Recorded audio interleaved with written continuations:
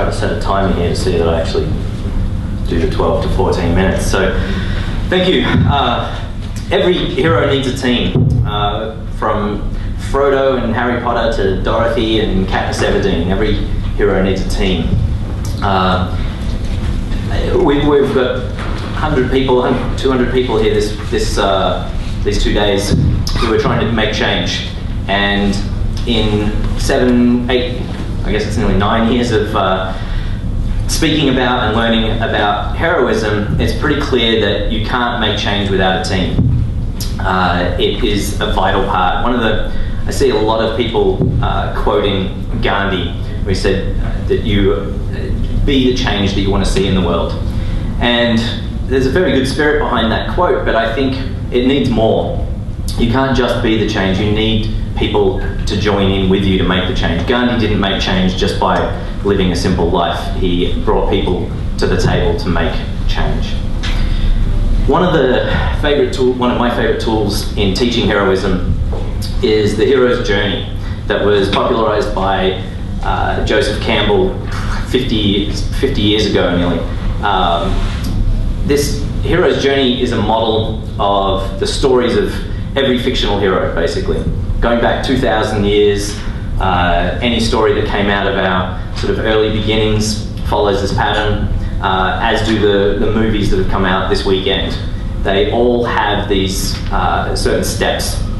So the hero starts off in the ordinary world, the mundane world, a place where they're bored, they don't want to be. If you think about Harry Potter living under the staircase, or Dorothy's black and white farm in Kansas, or even Luke Skywalker's desert planet. It's all stories begin with the hero in a place that's maybe not too welcoming to them. And then they receive a call to adventure, something that tells them that there's another world out there, another place where they can maybe be appreciated.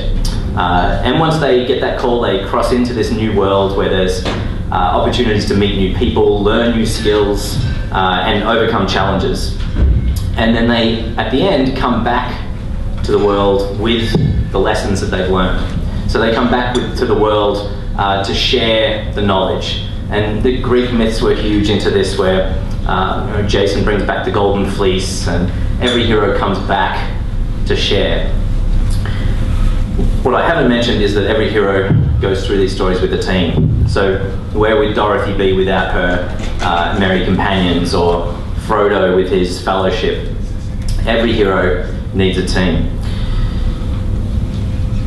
The hero's journey also maps, and this is the reason it's so successful, it maps onto our own stories. We go through this same cycle where we are happily kind of existing in our world, and then something tears us out. If you've started a new job or a new career, something called out to you at that point and took you on a journey that, again, you met new people, learned new skills, overcame challenges.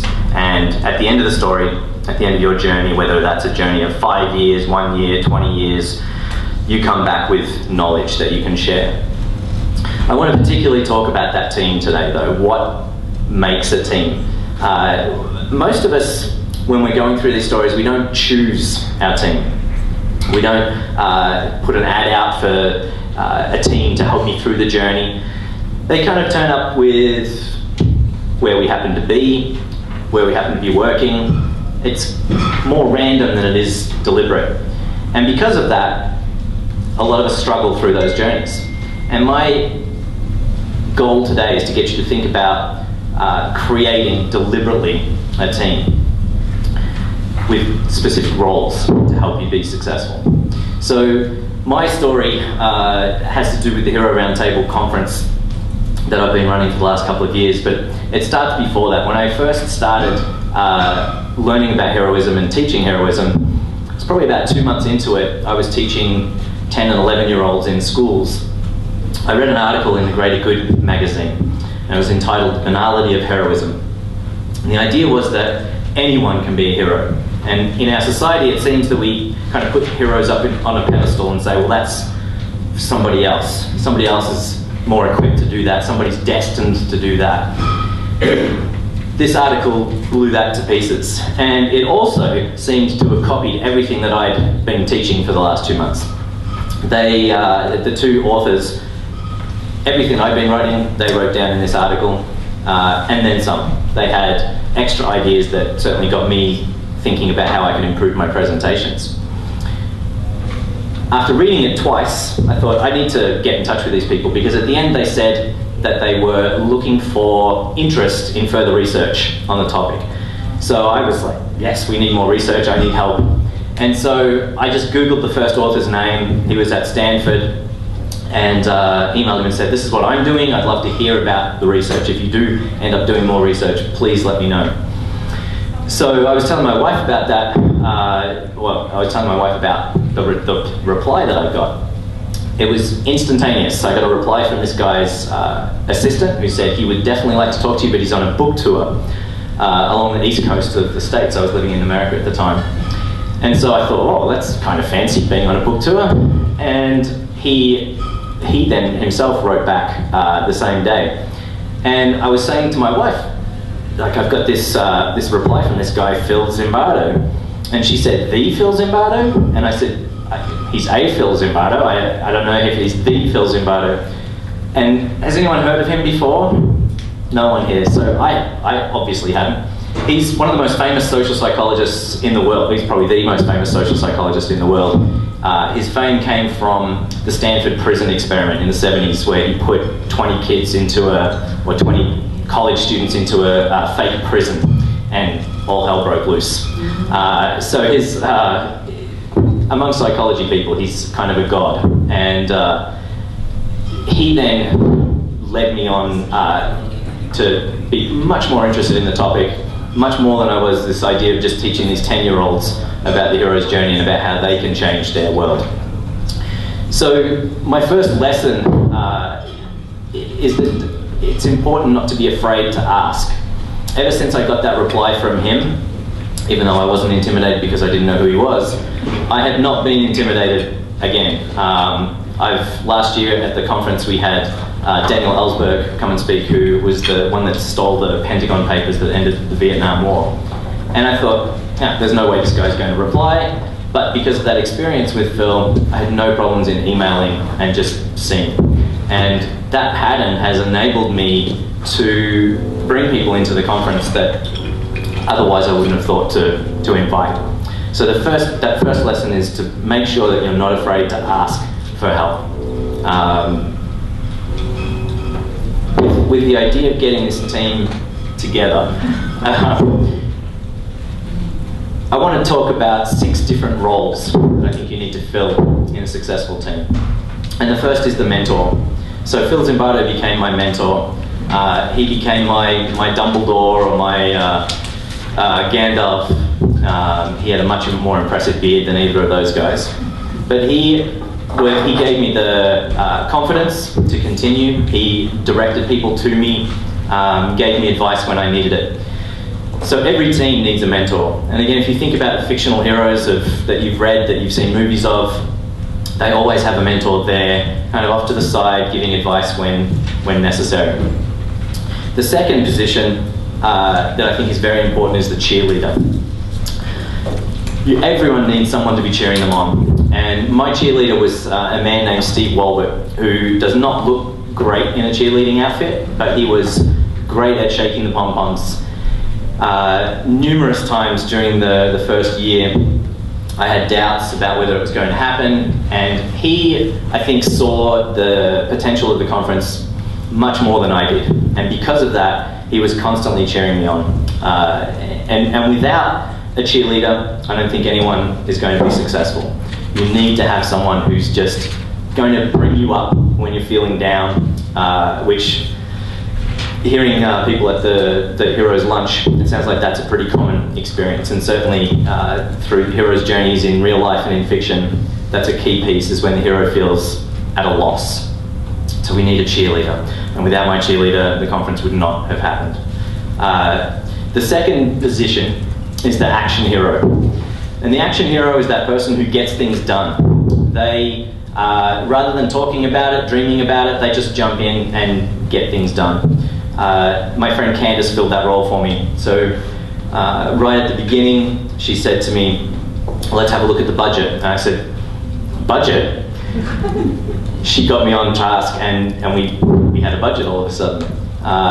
On the event itself, while a lot of people were kind of swanning around looking for things to do, she was getting a check-in process done. She was action, and this is from someone who, being a friend of mine for all this time, still doesn't really understand what I do with this whole hero thing. So she was my action hero, action figure, and without her, the conference wouldn't have happened.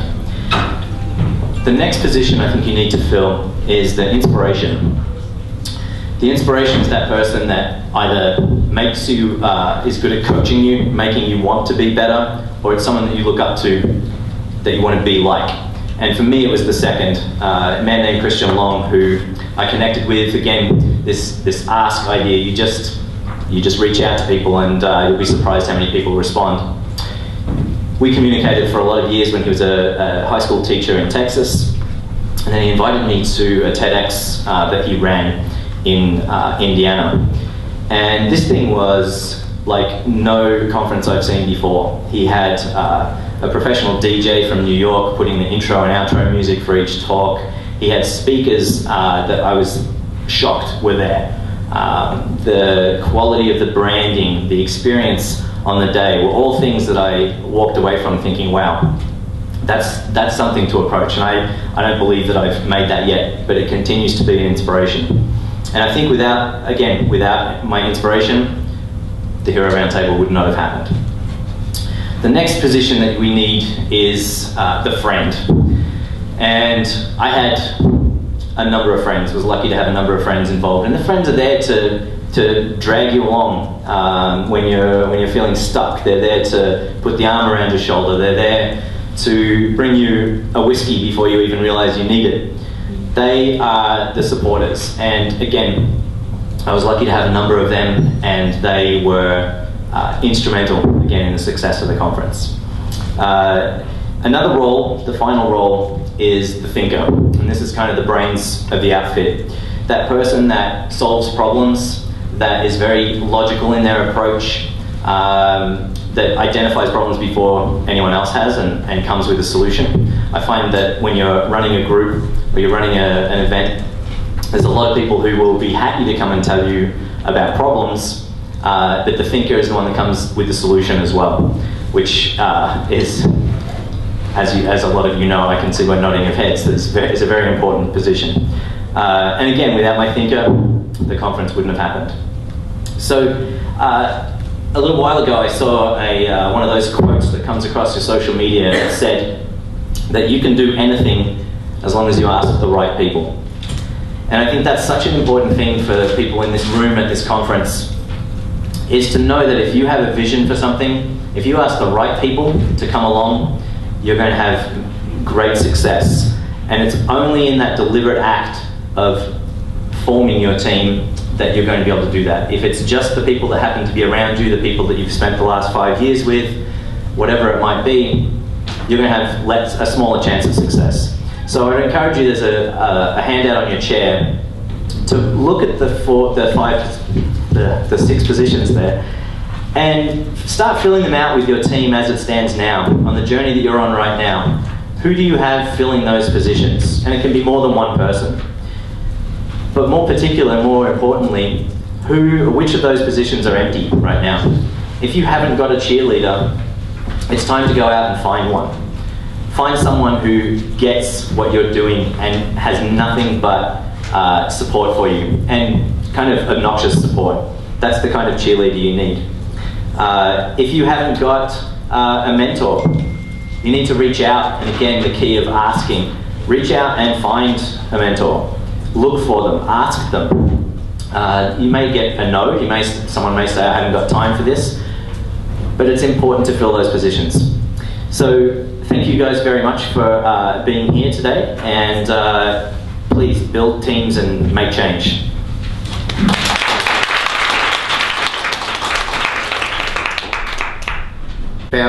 The founding director of OzHarvest, an FP organisation that distributes surplus food to communities at risk. Today, OzHarvest collects over 5 tonnes of food a day. delivering the equivalent of 15,000 meals for more than 900 food donors throughout Australia. Equals 9 million meals since the quest began in 2004. In 2010, Ronni Khan was named Australia's local hero as part of the Australian Year Awards, and we're honoured to have you today. Thank you. Thank you.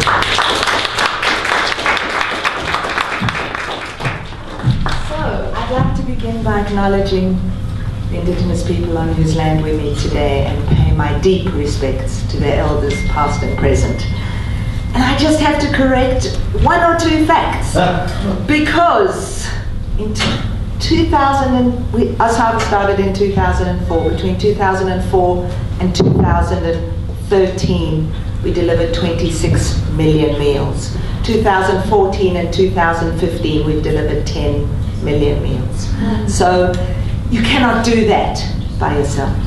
You cannot do that without the power of many. So I'm here to share with you a couple of points, things I've learned along my journey. And quite honestly, I am an accidental hero, because quite honestly, nobody sets out to be a hero, and nobody sets out to get awards. And so I think that really resilience is a hugely important part of any journey, because each and every one of you, it doesn't matter what you're doing, whether you're part of a group, resilience in coming up with whatever it is you need to do in your everyday life. And resilience means that you can share generously, and you can be open to criticism, and you can be open to learning, and you can be open to understanding what is around. So I think that the OzHarvest epitomizes the power of many. OzHarvest is a connector. For those of you who don't understand, what we do is we collect food from, actually now it's over 2,000 food donors. So it's not one. And when I started, there were 3 or 4 food donors who gave me food. And quite honestly, when I started, I didn't understand, nor did I know that $8 to $10 billion worth of food goes to waste every year. I thought I'd start OzHarvest and deliver food until there was none left, and then I'd be out of business, and that's cool. That's what I thought I was doing. I did not realize the scale of the problem, or the scale of the challenge, because I've never seen it as a problem. I never saw it as an obstacle, and nor did I actually ever think I'd fail. So that is kind of, I don't know why I was either so dumb, so naive, whatever, but the point is that resilience has helped me through all along. Not to mention, of course, the support and encouragement of everybody, but generosity is absolutely one of the core elements and values of collaboration and the power of many. Because when I realized that, number one, there was enough food to feed 9 billion people, not 7. When I realized that there was enough food that if I collected from this person, then the next person could also give, and the next person. So it's that generosity of knowing to tap in and to ask, to make sure that you give people the opportunity to collaborate, to connect, to be part of something bigger than themselves. And I think that has been a huge part of my learning, of realizing that, yes, I started OzHarvest, I had an idea, but I would not be standing here today if it were not for all the volunteers that have supported me, all the people who've given money along the way, all the donors who've given food, and all of the bigger forces. And I do believe that they're bigger forces, and it's tapping into those forces. And if I sound a little wacky when I talk about forces, it's just that when I started OzHarvest, I didn't know that anybody else was rescuing food. I started it, and then I thought, okay, now I'm going to look and see what's happening in the world. And quite by chance, I found a model in America. It was chance, and that's when I say the universe provides what you need. And I'm going to America to find this model, because I couldn't call. When I called from Australia, all I got was, if you have food, leave your number. I flew to America, and within America, I found the founder of an organization that was doing this.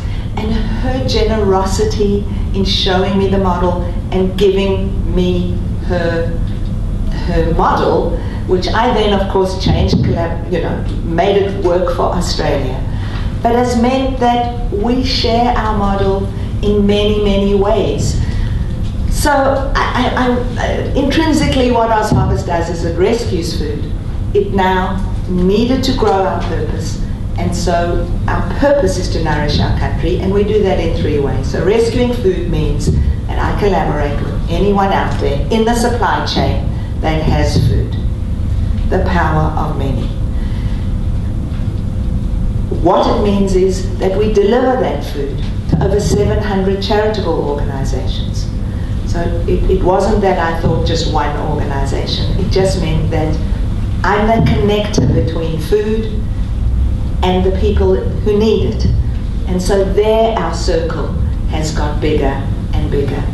And then what I realized was that within every organization that we support, within those organizations there are people in need. And what if we could take those people and rescue them in some way and provide them with a pathway to employment? So again, I needed to enlarge that circle and then find people who would help me educate and break the cycle of poverty.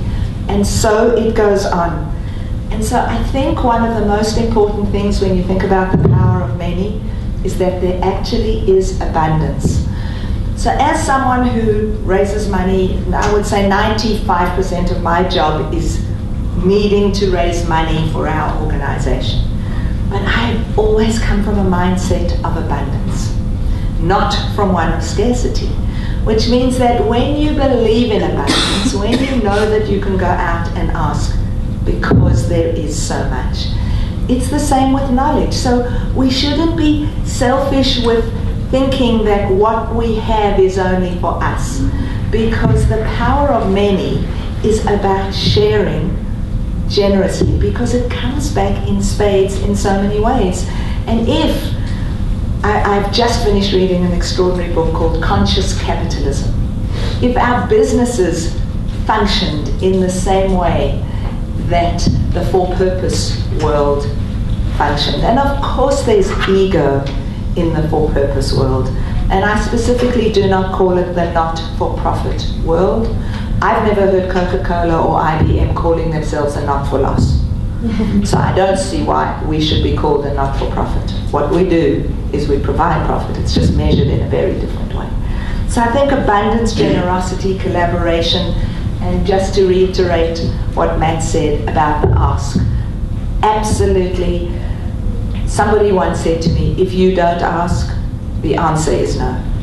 And so that has informed every single thing that I do every single day. For me, from the day that I started OzHarvest, it was about the impact on as many people as possible. And so what's quite extraordinary is that the people who support us by giving us money actually feel good, because every dollar they give us allows them to deliver 2 meals to someone in need. So that's an impact on an enormous amount of people, considering that to deliver 36 million meals, which is what we've just delivered, it's taken a significant amount of money to do that. The people who support us as in volunteers, what I've realized is that they have found within OzHarvest a place of purpose, meaning, and so again it is this whole notion of by me getting, I'm giving. And I think that in terms of the power of many, every single one of us by ourselves can achieve this much. And the minute we expand our consciousness and realize that by being open, by being generous, by being resilient, by acknowledging that there's abundance, by knowing how to ask, by asking people for help, by offering people help, by tapping into the experts, the power that is around. I still don't actually know why I chose not to go and volunteer for the Cancer Council. My mother died of cancer. I actually could have done that and fulfilled my purpose, which is the reason that I started OzHarvest, to find my own purpose and meaning. But I didn't. I started OzHarvest, and it set me on a journey of understanding how interlinked every single one of us is to every part of society. To those who have money, those who don't. To those who have food, to those who don't. To those who think they have everything, and them understanding that actually they're missing the pieces. I've had so many enormously wealthy people come to me and say, help me, I've got everything. I've got everything. Why am I so empty? It's understanding that they're giving. So I think that the power of many, and I mean, CoAct is the exact personification of that connection between every single interconnected piece of making sure that one piece makes the next piece better, makes the next piece better. So I think when we're not fearful of sharing, when we're not fearful of giving, when we are willing to take and willing to give, we then have the greatest impact as an individual, as part of a whole, and as part of many. Thank you.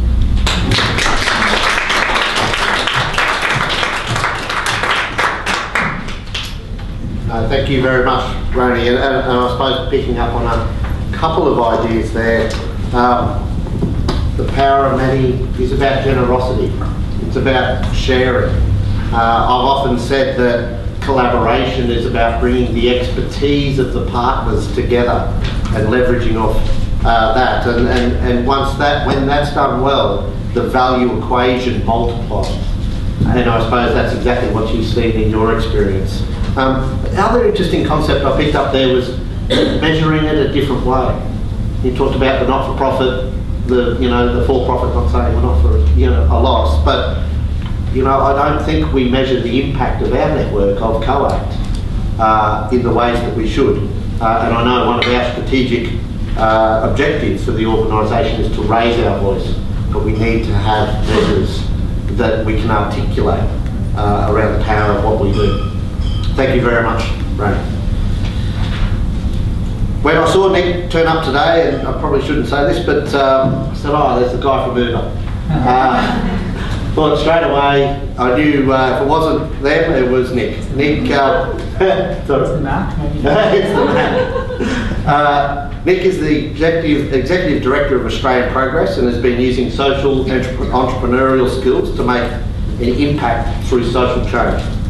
Known as an innovator in the social network space, working on global strategies through Amnesty International, GetUp and Greenpeace. Founder of Sydney-based consultancy Make Believe, Nick creates campaigns for over 70 plus not-for-profit organisations. We are very proud to have Nick here today. Thank you.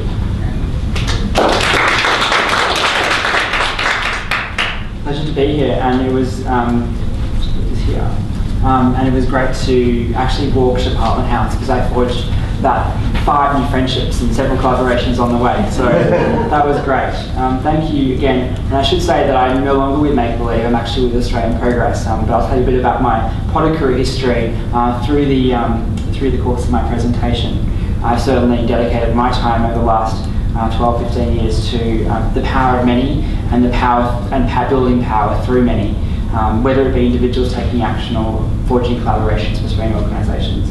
I'm hoping that I have my slides up. I can't actually see what you can see. It's all good? Well, we've got your intro slide. Do you want Great, power of many. Let's move forward and you can see some scouts. Why do I show you the scouts? Well, I was a quite busy child and a young adult, and I was involved in lots of different organisations and causes, and I was passionate about lots of things, whether it be, and like my friends who were involved in sports and in art and drama, and were engaged in tons of different youth activities provided by many different service providers and youth organisations and school and so forth. But I think I felt like my life was a bit disconnected. All these things were kind of run by other organisations who thought their mission was to provide a service to many, but they didn't care about me beyond my participation in their project. I raised the Scouts because I think it's one of the few organisations that actually seek to provide an integrated framework for young people to take part in a whole range of activities. You get your badge for taking part in this thing, and you get your other badge for doing the other thing. And I think it provides a much more holistic framework. Unfortunately, however, the Scouts are a bit old-fashioned. Hope there's no one from the Scouts here. But certainly, the Scouts were founded at a time in the early 20th century. They've got a bit of a militaristic thing going on there. It wasn't really a thing that I was going to ever be part of as a young person. So I worked with a number of other young people around the world as a teenager and then as a young adult to create a new global youth organisation. Imagine the Scouts for the 21st century. If you flip to the next slide, you can see this is our office. This is a good 15, more than 15 years ago now. This is our office in Toronto in Canada, where we launched an organisation called Taking It Global. And we said, what would the Scouts look like if it was 2000 rather than 1914? We said it would be online. It would be global in nature. It would be run by young people. It would be focused on young people in the developing world rather than in the Western countries. And it would be absolutely at its heart a social network. I mean, in trying to connect up the things young people were doing in their own lives and their friends and their school, we kind of stumbled across the idea of a social network. The idea of a website that could link people and be focused not so much on the activities of the organisations, but on the people involved, focused on personal member profiles at its heart. If you go to the next slide, you can see here a member of ours from Afghanistan, Haseeb. You can see the pretty dated website design. This is actually a slide I took a screenshot of several years ago now. Haseeb was one of our members, and there was great power in what he was able to do through the network, connecting with others to build his social enterprise project in Afghanistan. But one thing we learned through building this network was that in building a network, great power actually accrues to people who run the network. Because you actually have all the data and information and the insight on everyone involved. We knew, all our members' interests, their location at any time, who they were connecting with, what their social web was.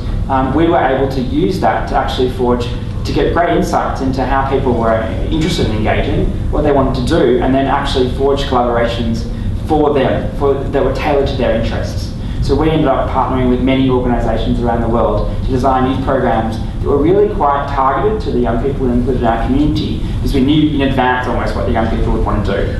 You can imagine what Facebook would be like today if they used all the data they have on young people, not in a nasty way to sell people terrible things through advertising, but to design really interesting programs that supported young people at their mental health and well-being and their education and their participation in democracy, which was really our focus.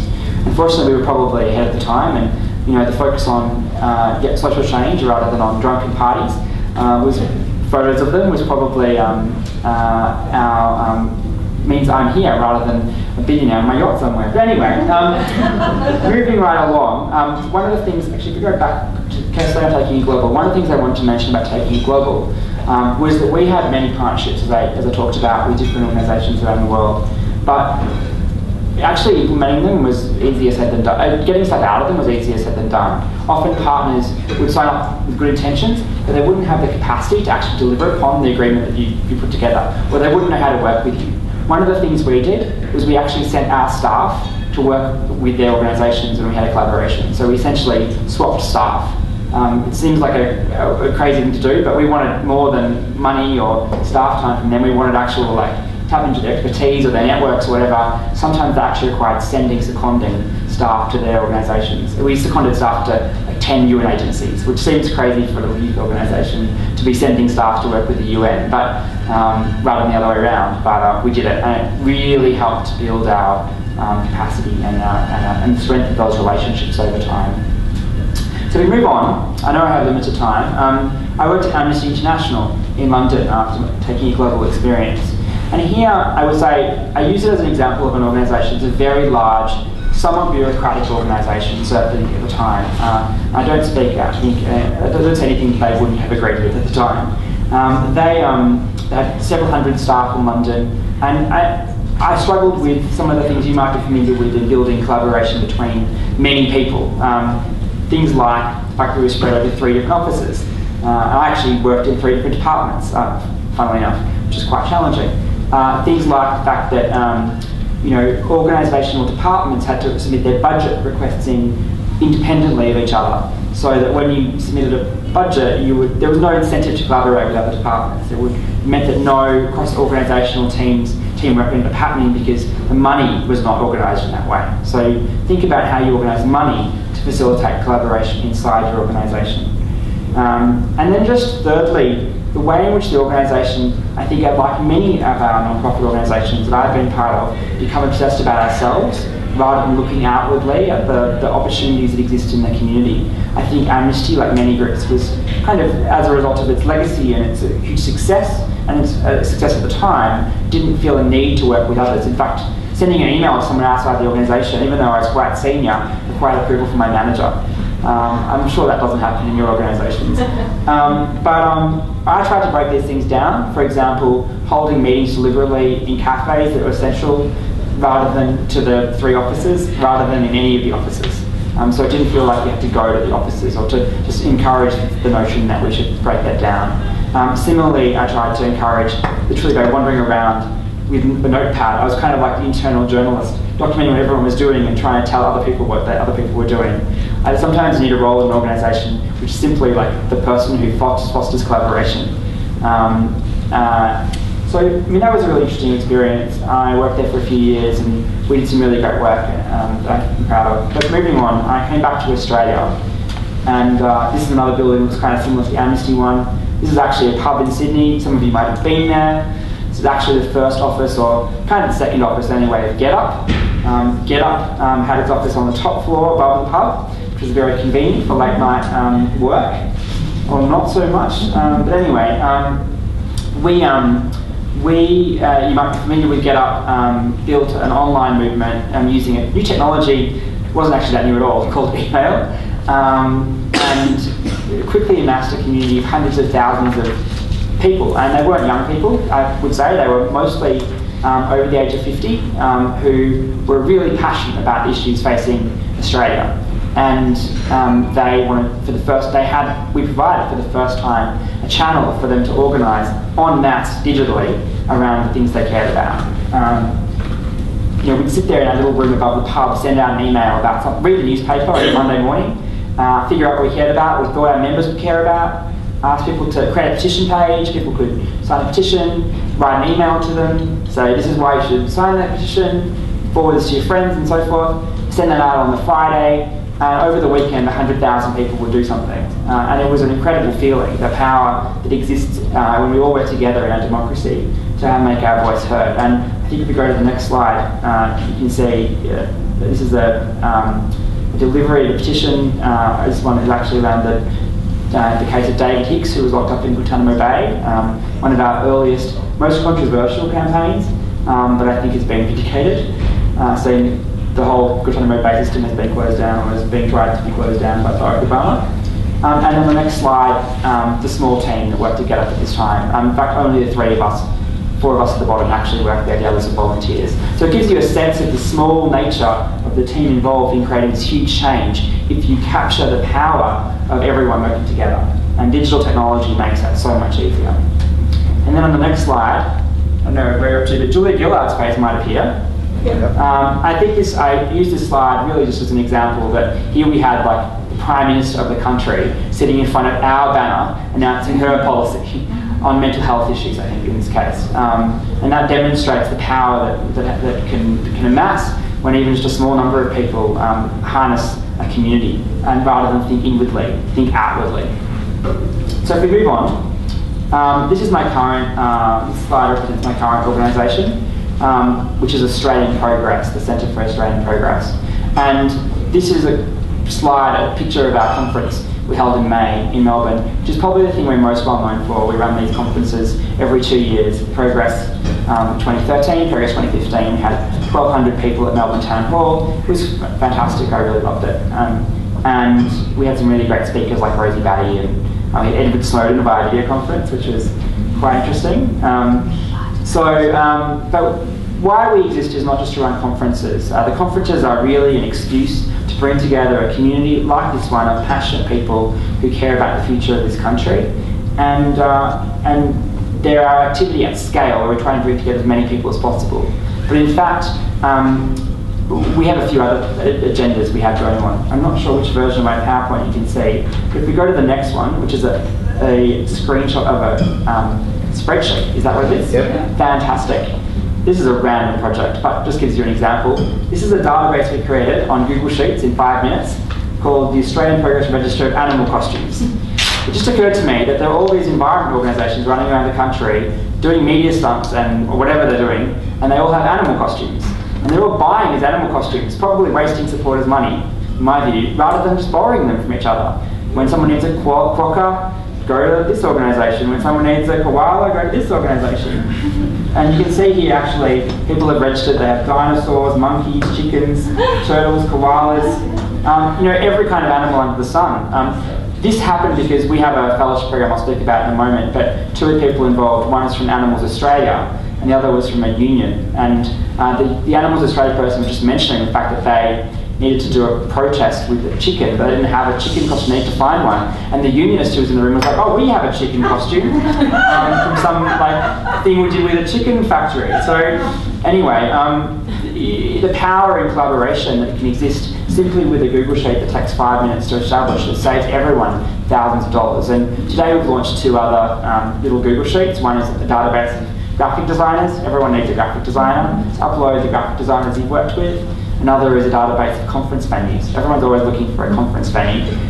People should provide feedback in that Google Sheet.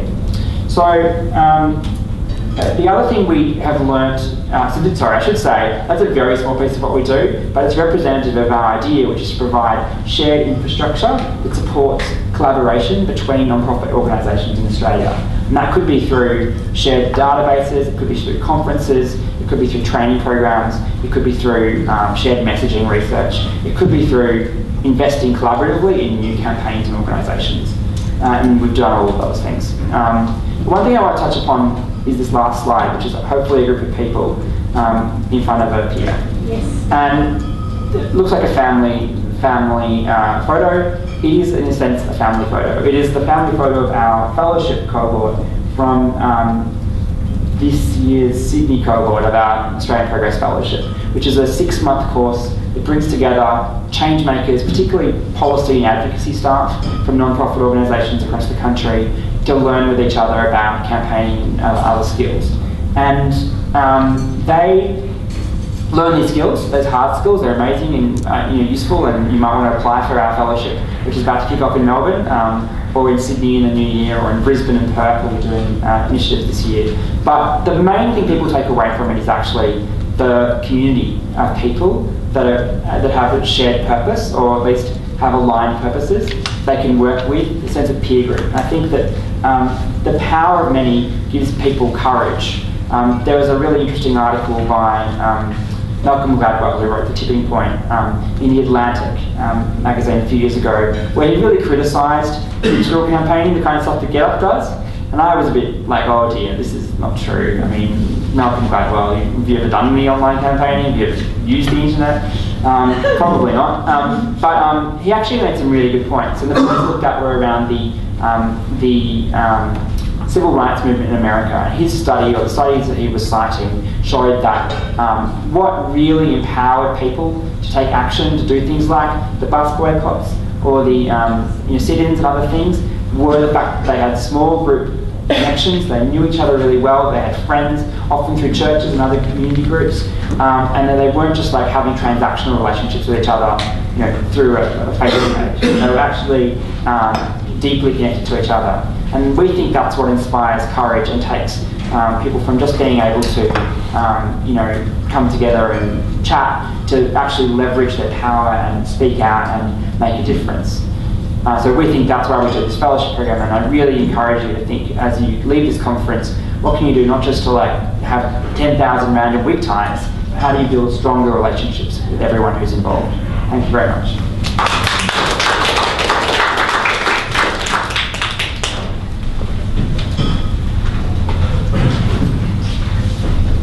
Thank you very much, Nick. Interesting point you made there about the blockers of collaboration, and it can be structural within your organisation, the way you set your budgets and the silos of your teams. I sort of think about, I said before about collaboration and sharing and generosity. It also needs you to put self-interest aside. And I was sitting there listening to those speeches and think, often in the worlds that we're in, we think of an idea and where's that clip of the ticket that blocks us going to the next one? How do we get rewarded for this? How do we make this into a business that's one of those blockers that stops us thinking? And I'd be interested, Nick, I suppose, moving into questions and answers, and I encourage anyone from the floor, but to kick it off, Nick, it is important that these services that we deliver often cost, but you start from an idea and you build small, and I know, Ronnie, that's what you would have done. I'd be interested in your thoughts about how do you allow that to block and how do you overcome that hurdle, especially in the early stages. I think it's a big problem. I mean, we certainly struggle to raise money, particularly because in Australia, the work we do is a little bit unusual. I mean, firstly, it's about infrastructure, and it's one step removed from the actual non-profits that are doing the good work that we engage with. So why would you fund us? Why don't you fund, rather than like the World Wildlife Fund or the Cancer Council directly, both of whom I should say are funders themselves of us. Also because there's very little philanthropy that invests in advocacy and campaigning. It's kind of seen as like a dirty word for no particularly good reason, and it's not seen like that anywhere else in the world as far as I can tell. So I think we have a cultural issue there rather than a legal problem. The legal problems are certainly surmountable.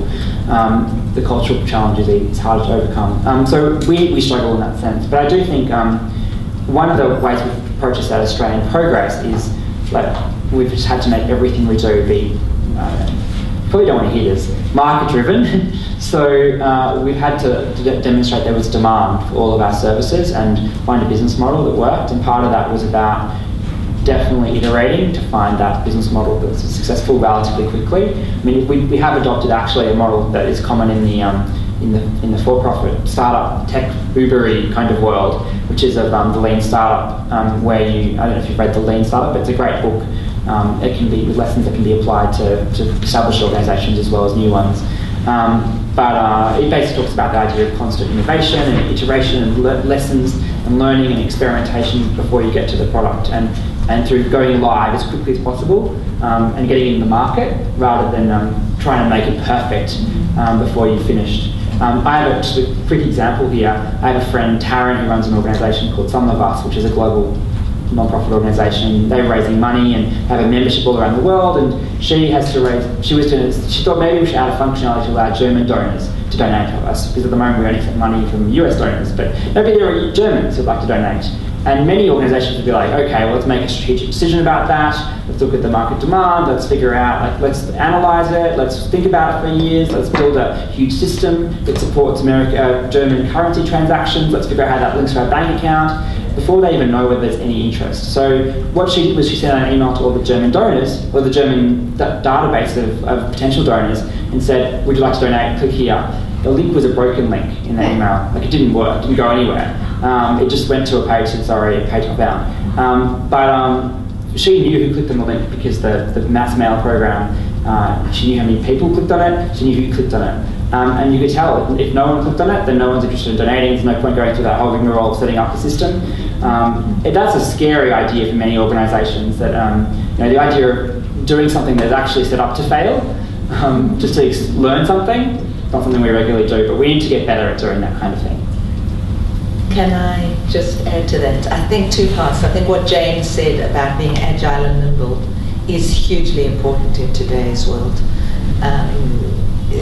Bureaucratics and the older charitable organisations struggle because of how long it takes them to do things. I just want to talk about transparency, and I want to talk about value, because you talk about having difficulty getting money, and of course it is difficult getting money. From day one, I just want to share that I always, from the day that we started OzHarvest, I knew that I needed to have a value proposition that was so compelling that people would give us money, which is now why I can say to you that every dollar allows us to deliver 2 meals.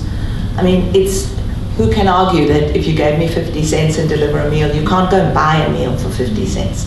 So right from the beginning, I've always believed that when you frame the opportunity as to what the value will do, and I'm not saying that it's not hard to get money for venture, for the kind of concepts and campaigns and ideas that we do. But I'm always reminded, and it goes back to resilience, I don't even know if this is true, but from the day that I started OzHarvest, somebody once, or I read somewhere, that Walt Disney went to 154 banks before he got funded for Disneyland. So imagine if he'd given up after 10, 20, 30, 40. It was the 155th request that got him the money. So it's something that I've always lived by. Any questions from the floor?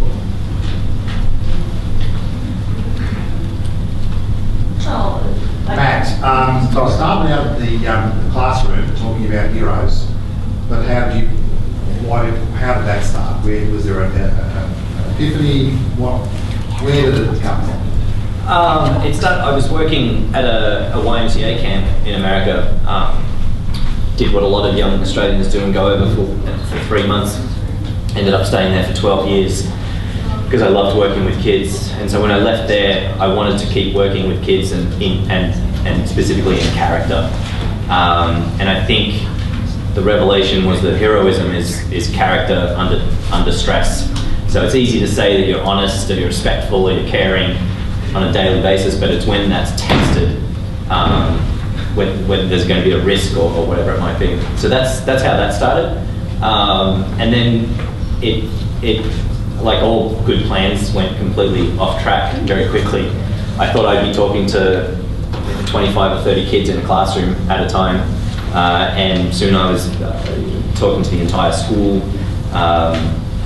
And it was that asking, that reaching out, that anytime I saw an article or that someone had written about heroism, or saw someone was talking about it or researching it, I just reached out. And what's happened as a result of that is I'm kind of the fulcrum of this international heroism movement, because I reach out to everybody, and that's ultimately why the conference happened. Every time I reached out to someone and said, hey, I'm really interested in what you're doing, can we talk? And I talk to them and say, well, have you heard about what so-and-so is doing? It's very similar, you should talk to them.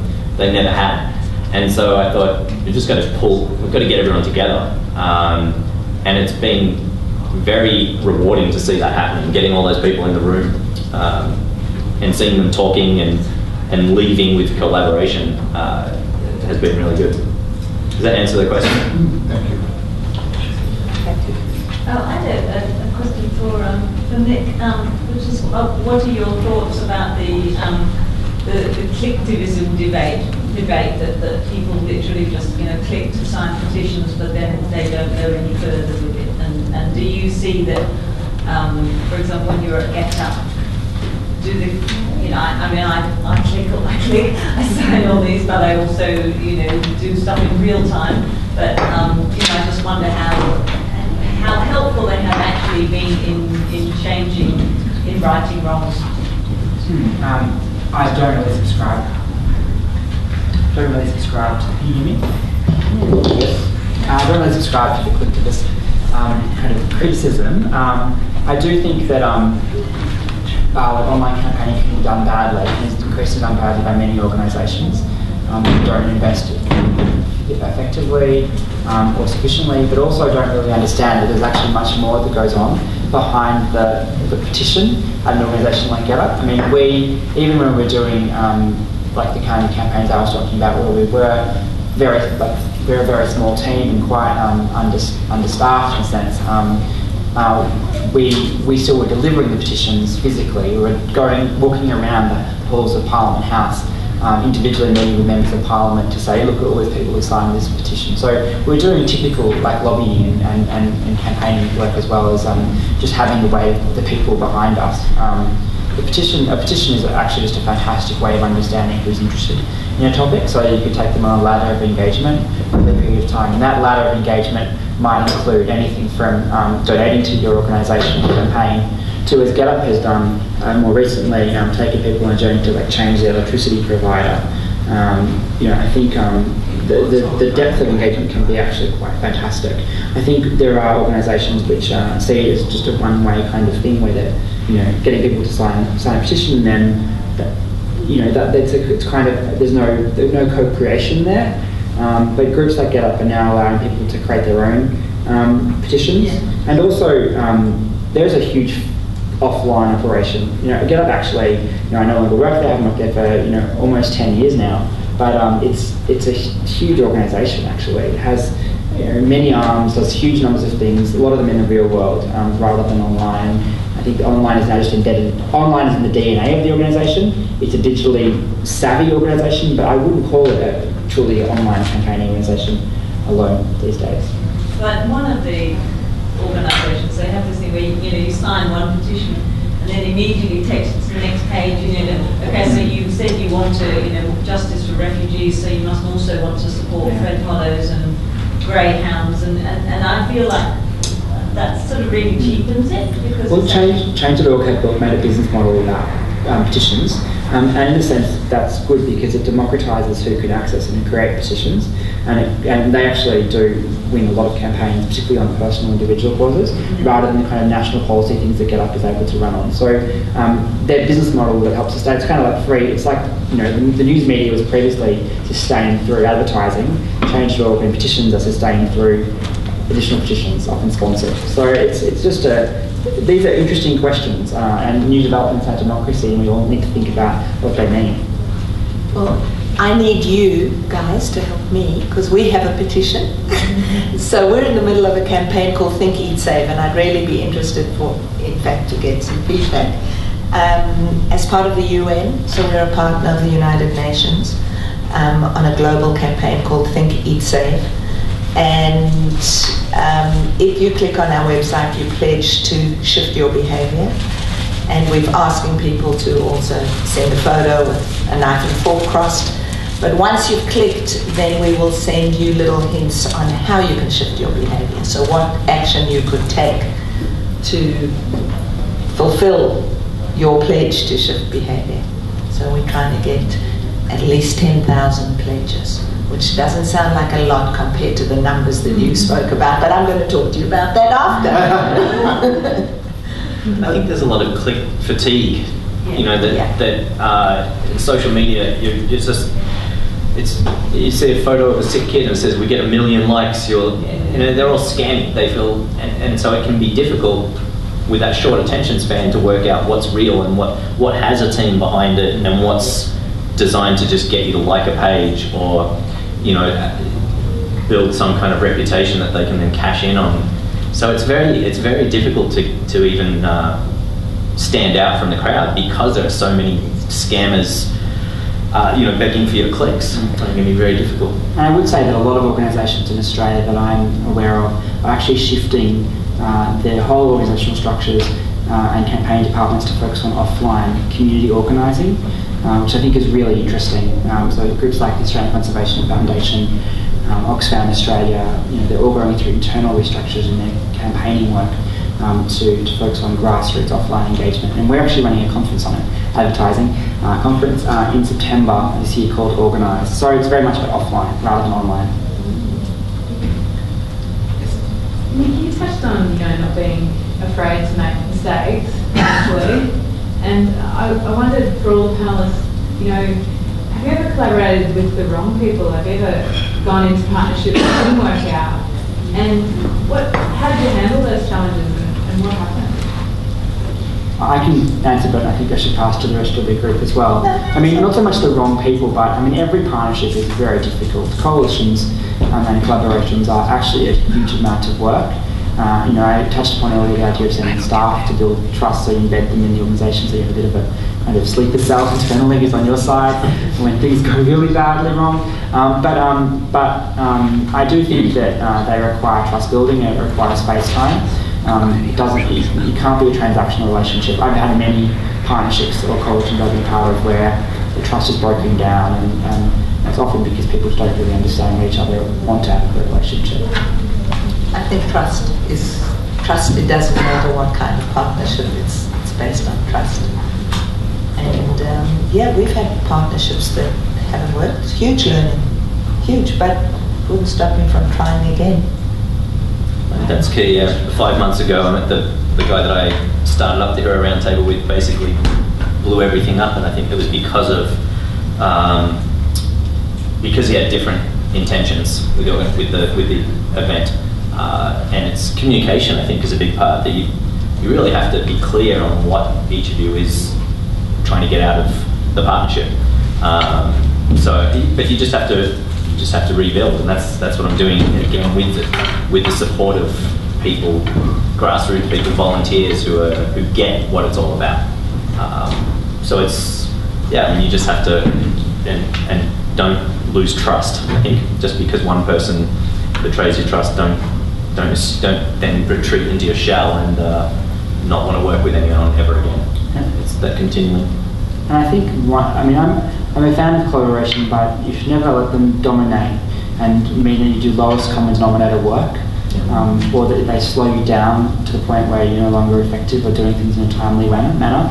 I mean, there's so many experiences I've had in that case, and I think often it does come down to personal initiative. You have to drive things forward. The power of many is only good if there are leaders as well. Yeah. Just one other question to the panel, and I might have to provide a view. The role of, your views on collaborating with government and how, which is point of view, as to whether that's compatible with the sorts of innovation startup mentality. In other words, do you guys tend or propose to tend for outsourced government services? So we're hearing today about risk and those sorts of things, and some of us are utterly awash in red tape that creates a behaviour that is really about being risk averse and probably attracts almost like contract administrators rather than innovators. Do you guys have a view on this? Very much. So I started OzHarvest. If I'd have waited for government funding, I'd still be waiting. Yeah. So we're completely built on philanthropic funding. 5% of our funding comes from government, and less. I'd like more, but the bureaucracy and the tape around it, and then the commitments that I have to fulfill in order to do it, doesn't suit my organisation. Having said that, I have had one very phenomenal grant, and it was almost like the grant, which was unusual, to build a program, but I don't rely on government funding. And interestingly enough, I spent a day with a whole bunch of charitable organisations last week who were all completely dependent on government funding, who'd all lost funding, who were distraught about where their organisations would go, and each and every one of them came up to me and said, "Oh my God, you are the luckiest person alive to have an organisation that isn't dependent." So I just have found that it's too hard for an agile, nimble organisation that wants to move and seize an opportunity every time we think that we could do better, more, give more.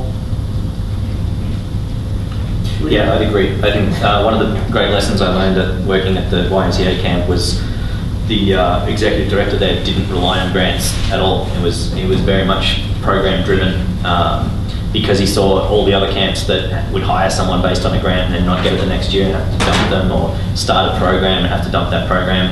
It's very disruptive, and you can't be nimble as you're relying on grants or jumping through hoops. I think there's business, government, the social sector, and I would also argue a civic sector.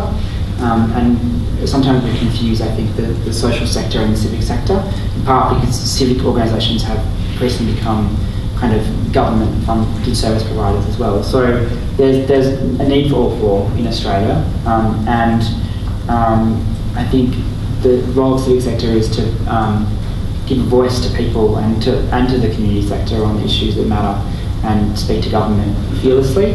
And we do need to figure out a way to fund that kind of work more effectively than through government, because it necessarily kind of muzzles the groups involved and doesn't allow them to speak out as they need to. So we need to not just represent the social sector organisations and their interests, but also mobilise ordinary people who want to be involved in our society in a way, and that's, I think, a bit missing. I think to build on top of that, I think for CoAct, one of our challenges would be, Ronni, you said earlier that no one starts up to get an award. I said earlier that we're historically pretty poor at articulating our value, and doing that well builds an awareness in the community of the good work that you do, and in some way flushes out the supporters that are out there, because there are a lot of supporters out there that are not government and want to support that good work. I suppose looking, both Nick, your experience or the panel, lessons for us. I mean, we had that session at Parliament House, so it was quite powerful, some incredible stories. Our network is full of those stories and those heroes. How do we as CoAct build that awareness, and what are the mechanisms that OzHarvest has used or that we can leverage to lift our name? So I think that what is unusual about OzHarvest, and I think, is that we have built an extraordinary brand. I never meant to build a brand. We're a charity. I didn't set out to build a brand. I think that what we've been conscious of from day one is our value proposition, the transparency of what we do, where the money goes, and how it impacts, and I think the storytelling. And I think that the storytelling is the biggest piece that's missing from most organisations. You have to tell the story over and over again. We all just want to hear the stories. And I think that is the power that as I say, that we've managed to tell the story, provide value, tell the story, provide value, and that has created our brand as such.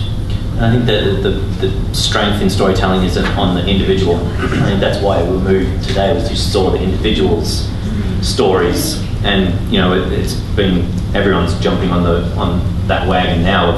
If you're trying to raise money, you tell the story of one person, not one Syrian refugee, not 3 million Syrian refugees. People will donate money to the one, but not to the 3 million.